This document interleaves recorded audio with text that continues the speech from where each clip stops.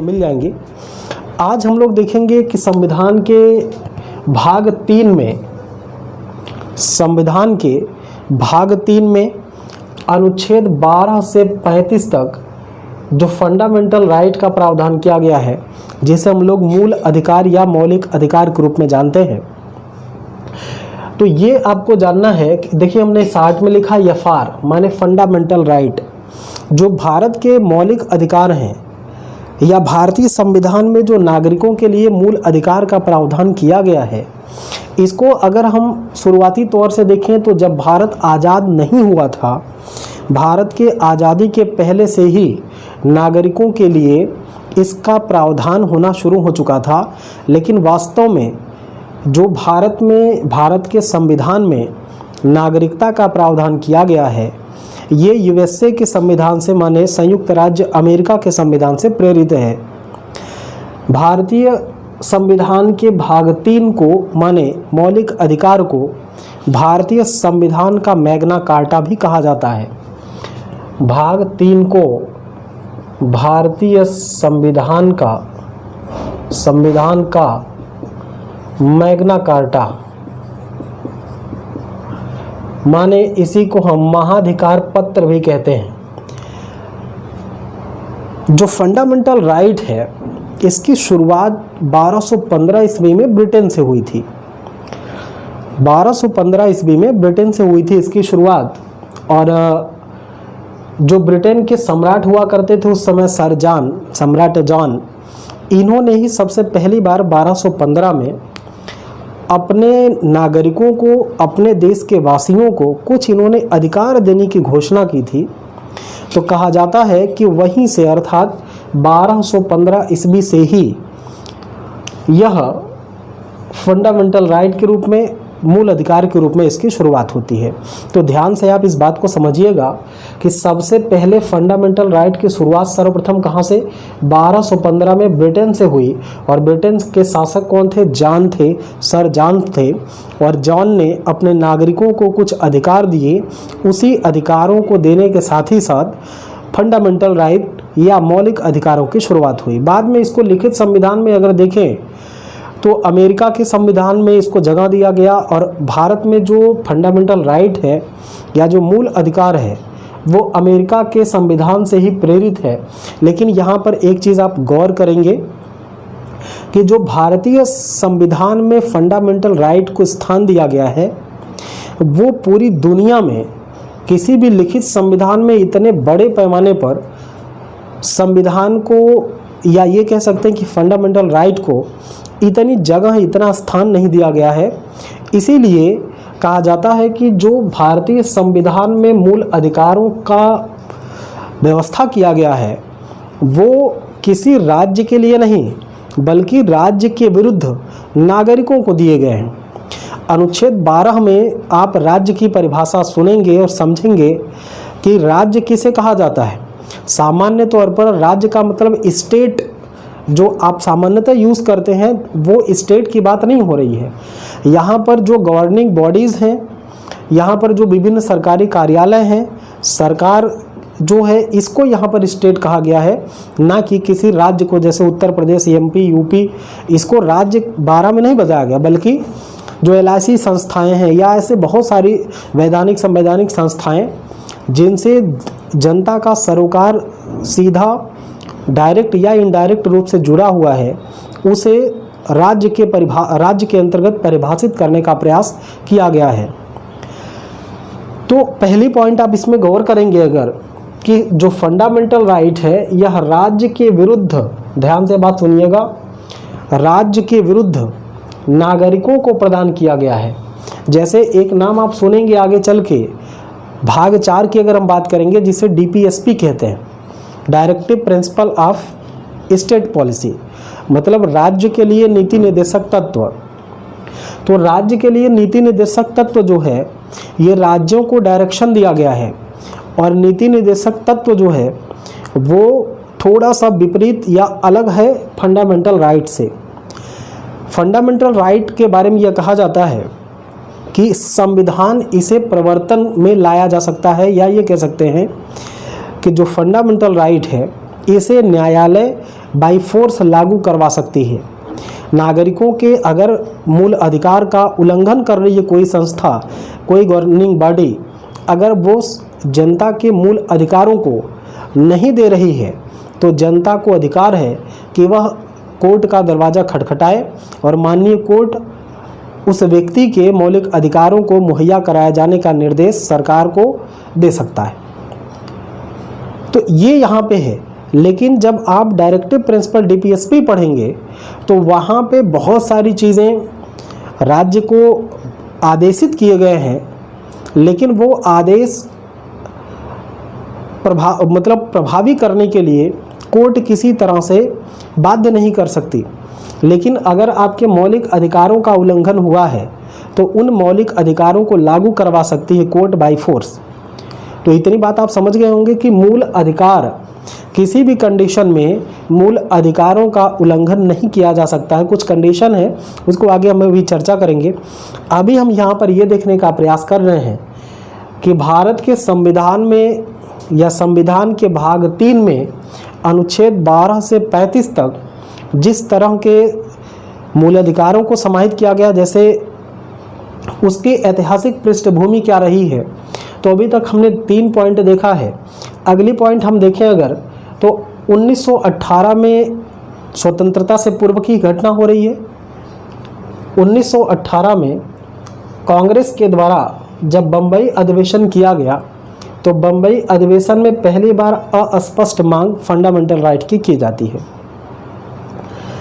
कालांतर में 1925 में श्रीमती एनी बेसेंट के द्वारा कॉमनवेल्थ ऑफ इंडिया बिल के माध्यम से मौलिक अधिकारों का डिमांड किया गया।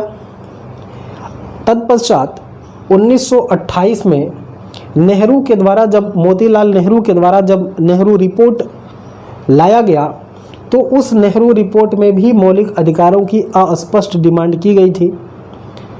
लेकिन फाइनली अगर हम देखें 1931 की घटना, जो इंडियन नेशनल कांग्रेस का कराची अधिवेशन हो रहा था, इस कराची अधिवेशन में कांग्रेस के द्वारा पहली बार मूल अधिकारों को स्पष्ट रूप से मूल अधिकारों की मांग प्रस्तुत की गई। तो यहाँ पे आप ध्यान देंगे बच्चों कि जब कभी फंडामेंटल राइट की बात करें तो यहाँ इतिहास से बात पूछता है कि पहली बार किसने इसकी डिमांड करी थी, कब स्पष्ट मांग की गई थी, कब अस्पष्ट डिमांड की गई थी। तो इन 4 पॉइंट को अगर आप गौर से देखेंगे कि 1918 में, 1925 में, 1928 में, तत्पश्चात 1931 में। 1931 पूछा गया है कि कांग्रेस के द्वारा पहली बार फंडामेंटल राइट की स्पष्ट मांग किस अधिवेशन में की गई, तो कांग्रेस के कराची अधिवेशन में की गई थी। कब? 1931 में। इस तरह से चारों पॉइंट आप याद रखेंगे, जिससे भी सवाल जोड़ करके पूछता है आप उसका उत्तर देने में सक्षम होंगे, ऐसे मुझे पूरी आशा और उम्मीद दोनों है। आगे हम देखें अगर इसी मूल अधिकारों के ही संदर्भ में, उसके इतिहास के संदर्भ में, जब संविधान निर्माण सभा का काम हो रहा था या संविधान निर्माण की प्रक्रिया चल रही थी, उस समय अल्पसंख्यकों के अधिकार को लेकर के और जनता के मूल अधिकार को लेकर के समितियों को बनाने की चर्चा हुई। तो अल्पसंख्यकों के अधिकार को और मूल अधिकार को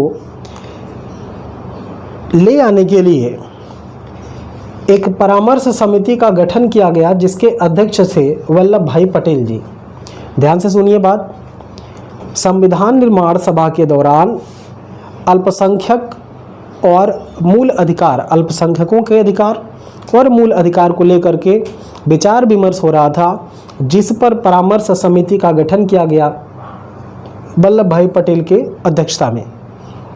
बाद में इन्हीं मुद्दों पर और गहन अध्ययन करने के लिए एक उप समिति का गठन किया गया, जिसके अध्यक्ष थे जेबी कृपलानी।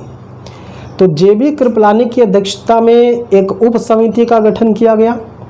वल्लभ भाई पटेल की अध्यक्षता में एक परामर्श समिति का गठन किया गया और इन्हीं दोनों के रिपोर्टों के आधार पर भारतीय संविधान के भाग 3 अनुच्छेद 12 से 35 में फंडामेंटल राइट जोड़ा गया, जो आज एक बहुत ही महत्वपूर्ण भाग के रूप में संविधान में समाहित है और भारतीय नागरिकों के लिए एक बेहतर मौका आप कह सकते हैं कि एक बेहतर लोकतंत्र स्थापित करने के लिए भारत में फंडामेंटल राइट को संविधान में जगह दी गई।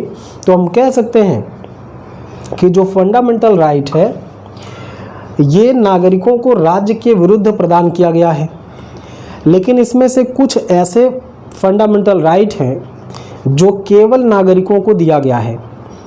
देखिए, मैं बात करूंगा दो लोगों की, एक तो मैं शब्द यूज़ करूंगा व्यक्ति और दूसरा शब्द यूज़ करूंगा मैं नागरिक।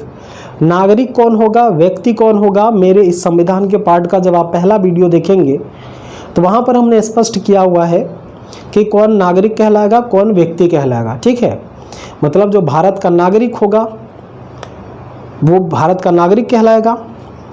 जो भारत में रह रहे हैं, चाहे वो नेपाल के हों, चाहे पाकिस्तान को, चाहे अफगानिस्तान के, चाहे दुनिया कहीं भी, जो भारत में ऐसे व्यक्ति जो भारत के नहीं हैं, वो विदेशी जो भारत में नौकरी कर रहे हैं, व्यवसाय कर रहे हैं या किसी कारण से भारत में रह रहे हैं, वो भारत में व्यक्ति माने जाएंगे, भारत के नागरिक नहीं माने जाएंगे। तो भारत के नागरिक कौन है, जैसे हम आप भारत के नागरिक हैं।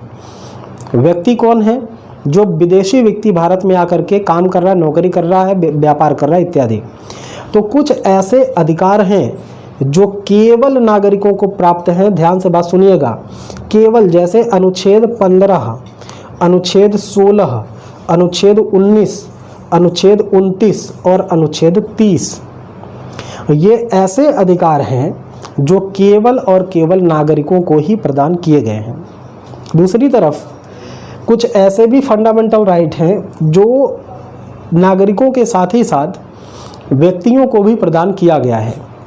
इसमें जैसे अनुच्छेद 15(2), अनुच्छेद 17, अनुच्छेद 23 और अनुच्छेद 24, ये ऐसे अनुच्छेद हैं जो नागरिकों को तो मिले ही मिले हैं, साथ ही साथ भारत में जो व्यक्ति रह रहे हैं उनको भी दिया गया है। जैसे अगर हम अनुच्छेद 17 की बात करें तो अस्पृश्यता, अनटचेबिलिटी की बात करता है।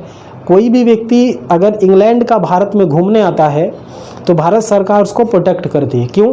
क्योंकि हमें पता है कि अंग्रेज़ों ने भारत के साथ बहुत ही ज़्यादा नाइंसाफ़ी करी है, उन बहुत ही ज़्यादा भारतीयों का उस समय पे शोषण किया है। तो आप ऐसा नहीं कि किसी अंग्रेज़ को आप इलाहाबाद घूमते हुए पा जाइए, काशी विश्वनाथ का दर्शन करते हुए पा जाइए तो उसकी आप खिल्ली उड़ाइए, आप उसको पीटना शुरू कर दीजिए, तो या उसको तुच्छ समझ करके, उसको प्राण एवं दही की स्वतंत्रता है, उसको मतलब उसको आप नीच समझ करके या इस तरह से कोई उसके साथ दुर्व्यवहार नहीं कर सकते हैं। ये तमाम चीज़ें उसको दिया गया है। तो मोटा मोटा आप समझ पाए होंगे जो मैं आपको बताने का प्रयास कर रहा हूँ। अभी तक जो हमने पढ़ा, जो अभी तक जो हमने समझा, अभी तक जो हमने देखा, वो हमने ये देखा कि संविधान के भाग 3 में अनुच्छेद 12 से लेकर के 35 तक फंडामेंटल राइट का प्रावधान किया गया है। फंडामेंटल राइट की शुरुआत सबसे पहले 1215 में ब्रिटेन से हुई। ब्रिटेन के शासक सम्राट जॉन ने अपने नागरिकों को कुछ अधिकार देने की घोषणा की थी, जहां से फंडामेंटल राइट की शुरुआत हुई। भारत में मूल अधिकार अमेरिका के संविधान से प्रेरित है। हालांकि भारतीय मूल अधिकार अमेरिका के या दुनिया के किसी भी देश के मूल अधिकार से बहुत विशाल रूप अख्तियार किए हुए हैं। उसके बाद हमने देखा संवैधानिक विकास के अंतर्गत कि 1918 में बम्बई अधिवेशन में कांग्रेस के द्वारा अस्पष्ट डिमांड की जाती है। तत्पश्चात 1925 में एनी बेसेंट ने कॉमनवेल्थ ऑफ इंडिया बिल के माध्यम से फंडामेंटल राइट की डिमांड की। 1928 में नेहरू रिपोर्ट में मोतीलाल नेहरू के द्वारा अस्पष्ट डिमांड की गई। 1931 में कांग्रेस के कराची अधिवेशन में पहली बार मूल अधिकारों को स्पष्ट रूप से मांग उसकी रखी गई फंडामेंटल राइट की। संविधान निर्माण के लिए जब संविधान सभा बैठी हुई थी, उस दौरान अल्पसंख्यकों के अधिकारों को और मूल अधिकारों पर कुछ समितियां बनाई गई थीं। एक समिति बनाई गई थी वल्लभ भाई पटेल के नेतृत्व में, एक उप समिति बनाई गई थी जे बी कृपलानी की अध्यक्षता में। तो पूछेगा कि फंडामेंटल मूल अधिकारों पर परामर्श समिति किसकी अध्यक्षता में गठित की गई, तो वल्लभ भाई पटेल की अध्यक्षता में। पूछेगा कि मूल अधिकारों पर विचार विमर्श करने के लिए या अल्पसंख्यकों के अधिकार पर विचार विमर्श करने के लिए किसकी अध्यक्षता में उप समिति का गठन किया गया था? तो जैविक प्रणाली की अध्यक्षता में। इस तरह से हमने क्या देखा कि भाग 3 में 12 से 35 तक मूल अधिकार जोड़ा गया इन्हीं दोनों की रिपोर्टों के आधार पर। तत्पश्चात हमने देखा कि कुछ मूल अधिकार केवल नागरिकों को प्राप्त हैं और कुछ नागरिकों के साथ व्यक्तियों को भी प्राप्त हैं। अब आगे हम देखें तो जब कभी भारत में या जब कभी पूरे देश में या देश के किसी हिस्से में आपातकाल की उद्घोषणा होती है तो उस आपातकाल की स्थिति में माननीय राष्ट्रपति महोदय को यह अधिकार दिया गया है कि वह कुछ फंडामेंटल राइट को निलंबित कर सकते हैं। ठीक है, कुछ फंडामेंटल राइट को निलंबित करने का पावर दिया गया है, लेकिन अनुच्छेद 20 और अनुच्छेद 21 इन दोनों को राष्ट्रपति महोदय निलंबित नहीं कर सकते। मतलब 20 में दोष सिद्धि का अधिकार है और अनुच्छेद 21 में प्राण एवं दैहिक स्वतंत्रता की बात की गई है। मतलब हम कह सकते हैं कि जब कभी भारत में आपातकाल लगा हो, भारत के किसी हिस्से में या भारत के पूरे देश में, ऐसी कंडीशन में राष्ट्रपति को फंडामेंटल राइट को निलंबित करने का अधिकार है। लेकिन सभी फंडामेंटल राइट मतलब जो 6 मूल अधिकार हैं वर्तमान में, हालांकि मूल संविधान में 7 मौलिक अधिकार आपको दिए गए थे, 7 मौलिक अधिकार आपको दिए गए थे, लेकिन वर्तमान में 6 मौलिक अधिकार ही नागरिकों को दिए जा रहे हैं। एक मौलिक अधिकार जो था संपत्ति का मौलिक अधिकार, मतलब छठा जो मौलिक अधिकार है, अगर हम क्रम से देखें तो छठा मौलिक अधिकार जो संपत्ति का मौलिक अधिकार था उस अधिकार को हटा दिया गया है और 300 का के अधीन उसे कानूनी या विधिक अधिकार बना दिया गया है। तो इस तरह से वर्तमान में आपके पास कितने मूल अधिकार हैं? तो 6 मौलिक अधिकार बचे हुए हैं आपके पास। उन 6 मौलिक अधिकार में जैसे हमने कहा कि 12 से लेकर के 35 तक मौलिक अधिकारों को परिभाषित किया गया है। तो उनमें से 20 और 21 माने दोष सिद्धि का अधिकार और प्राण एवं दैहिक स्वतंत्रता का अधिकार, इन 2 अधिकारों को छोड़ करके बाकी सभी मूल अधिकारों को आपातकाल के समय राष्ट्रपति जी के द्वारा निलंबित किया जा सकता है। एक चीज़ आप ये देखिएगा कि फंडामेंटल राइट जो है ये न्यायालय के द्वारा परिवर्तनीय है। मतलब इसको क्या करेगा, न्यायालय के द्वारा अगर आपके फंडामेंटल राइट का उल्लंघन हो रहा है तो आप अनुच्छेद 32 के आधार पर संवैधानिक उपचारों का अधिकार जो दिया गया है उसके तहत न्यायालय जो हस्तक्षेप करके आपके मूल अधिकार को आपको दिला सकता है।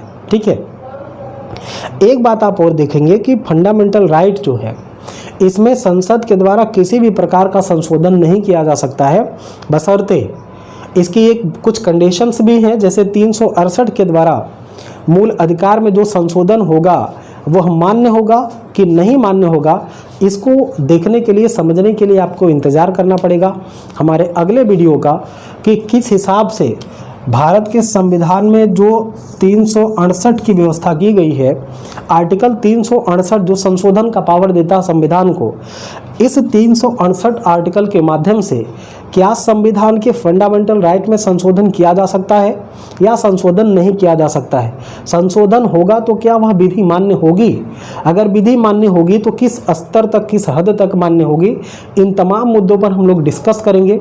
लेकिन तब तक आपको इंतज़ार करना पड़ेगा हमारे नेक्स्ट वीडियो का। जल्दी ही वो लेकर के उपस्थित होंगे जिसमें हम जो 6 मूल अधिकारों की बात हो रही है एक मूल अधिकारों पर डिस्कस करेंगे। साथ ही साथ जैसे आपका चाहे शंकरी बनाम का मुद्दा, शंकरी प्रसाद का मुद्दा हो, चाहे केशवानंद भारती का मुद्दा हो, चाहे मिनर्वा में, ऐसे बहुत सारे मुद्दे, बहुत सारे ऐसे वाद माननीय सुप्रीम कोर्ट में, माननीय न्यायालय में प्रस्तुत किए गए हैं। उन वादों का या उन मुकदमों का क्या निष्कर्ष आया, किस सन में कौन से वाद लाए गए, जैसे केशवानंद भारती का वाद कब आया, शंकरी बनाम शंकरी प्रसाद का वाद कब आया, ऐसे तमाम सारे मुद्दों पर डिस्कस करना है। तो आप बने रहिए लाइक शेयर कमेंट के साथ हमारे चैनल पर, और मिलते हैं नेक्स्ट वीडियो में। आज की क्लास का ही मेन उद्देश्य था कि फंडामेंटल राइट के मूलभूत कॉन्सेप्ट को आपको सिखा देना, और उम्मीद है कि आज की क्लास में आपने बहुत ही बेहतर तरीके से चीज़ों को सीखा होगा। ठीक है, मिलते हैं नेक्स्ट वीडियो में, तब तक के लिए जय हिंद।